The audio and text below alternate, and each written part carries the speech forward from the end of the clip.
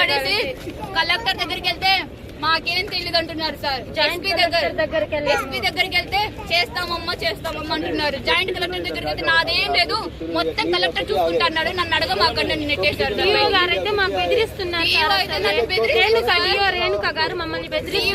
మమ్మల్ని బెదిరించింది సార్.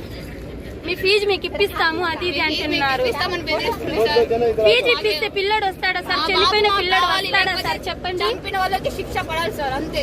ఆ స్కూల్ సీజ్ చేయాలి, ఇష్టం వచ్చిన చోట చెప్పుకోండి అని భయపెడుతున్నారు సార్ మమ్మల్ని. మేము మా డబ్బులు ఉన్నాయి మా దగ్గర, మిమ్మల్ని ఏదైనా చేసేస్తాం మేము, మీరేం చేసుకుంటారో చేసుకోండి సార్.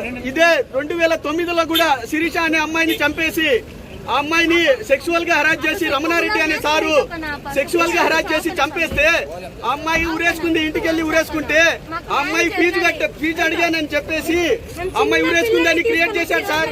ఆ అమ్మాయి వాంటెడ్ గా రమణారెడ్డి నా చావుకు కారణం అని రాసిపెట్టి మరి చనిపోయింది సార్. రమణారెడ్డి నా చావు కారణం అని రాసిపెట్టి చనిపోయింది సార్. ఎంత దారుణం సార్. పేదోడంటే బతకడానికి లేదా సార్ మన సొసైటీలో? ఎక్కడ సార్ న్యాయం ఎక్కడ ఉంది సార్ పేదోడికి? ఇప్పటికి చేసేసేవాళ్ళు సార్ న్యాయము. మేము ముస్లింస్ అని ఇప్పుడు వరకు స్పందించలేదు సార్. ప్రతి ఒక్కరు నెట్టేస్తున్నారు మమ్మల్ని, ప్రతి ఒక్కరు నెట్టేస్తున్నారు సార్.